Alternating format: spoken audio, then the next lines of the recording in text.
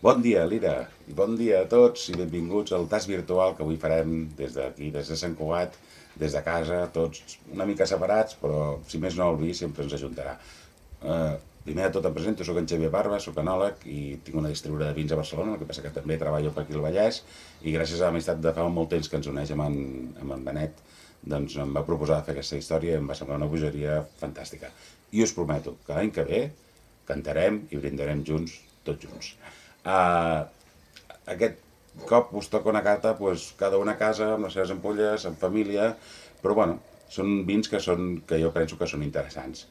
Són dos vins de la Terra Alta, de la zona del sud de Catalunya, el Highlands de Catalunya, doncs dos vins ecològics, els d'Ardell, tant el blanc com el negre. Són dos vins molt interessants. Els vins ecològics són vins que, a més, respecten absolutament la natura i que fan que l'equilibri entre la terra i nosaltres estigui una mica més equilibrat del que toca, que ara ja ens fa falta, realment, i són vins que són una mica diferents del que estem acostumats, ja que, per exemple, el blanc està fet de garratxa blanca i viognier, una varietat que després explicarem quan el tastem, i el negre, bàsicament, és de cabernet i de garnatxa negra. Vins bons per ara que arriba la calor, doncs vins frescos i vins vius que ens poden tornar una mica els ànims que aquests últims mesos potser ens han fallat.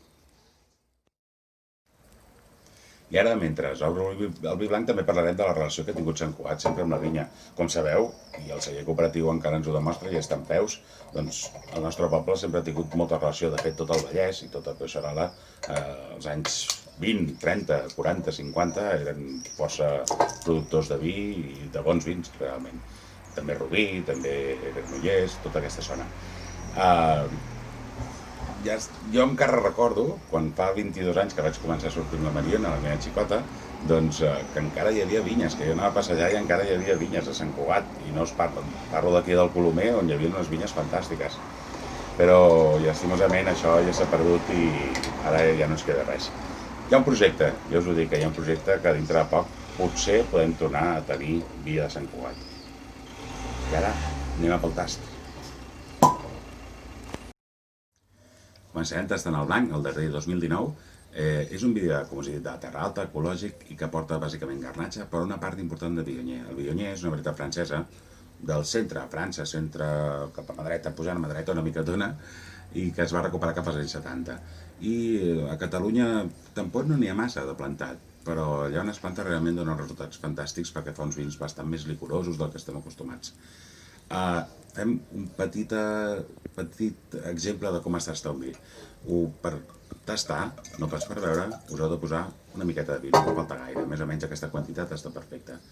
Aleshores, el que farem serà primer de tot mirar el vi. Aquí tenim un marbre molt maco, molt net i molt polit, doncs que ens donarà les diferents formes o els diferents colors que podem trobar en el vi. Al centre de la copa tenim el que s'anomena el menisc, com el menisc del genoll.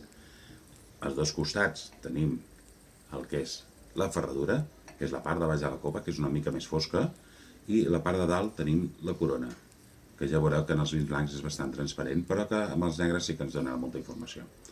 En aquest cas tenim un color molt platejat, molt viu, molt daurat, perdó, molt viu, i com és un vi del 2019 i està embotellat, de fet és un vi que ha sortit fa 3 o 4 mesos només, doncs realment són vins joves que són bastant brillants. Jo com sempre dic, els vins joves són com les persones, els vins, no?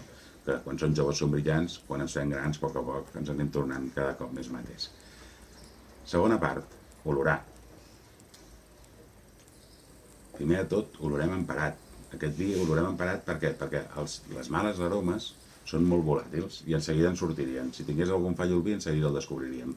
Jo aquí veig que està perfecte, que té un toc de plàtan, que té un toc de llimona d'aquelles que compràvem de caramel quan érem petits,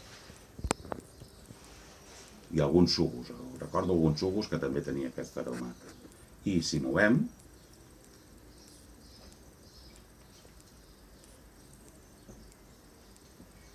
veurem que l'olor canvia absolutament.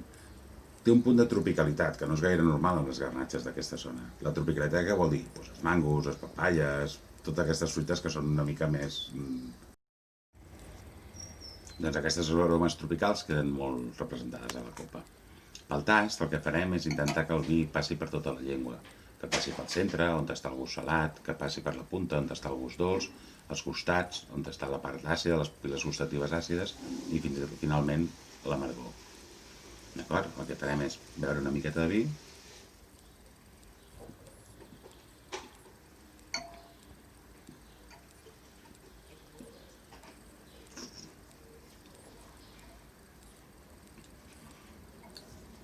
Finalment, empassar-lo.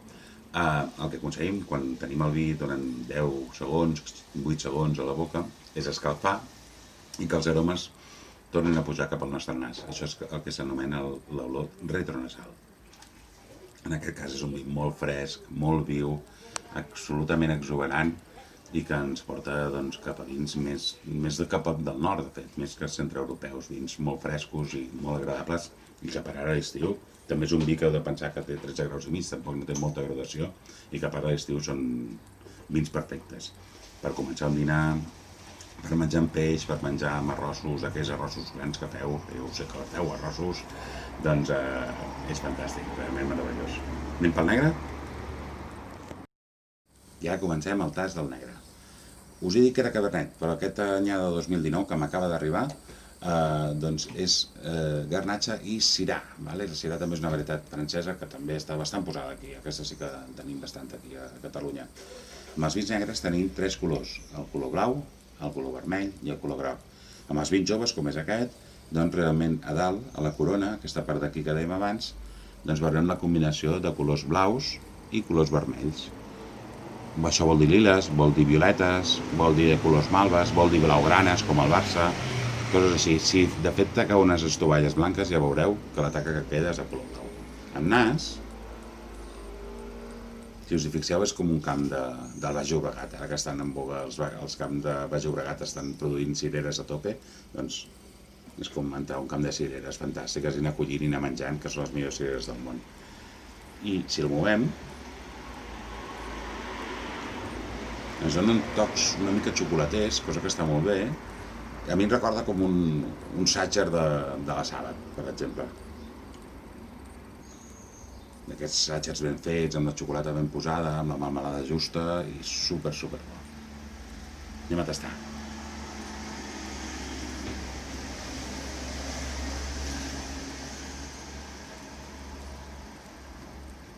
Ja veureu que és un vi molt equilibrat, que té potència, però no abusa d'ella, sinó que realment en boca es mostra que és un vi amb molta vida.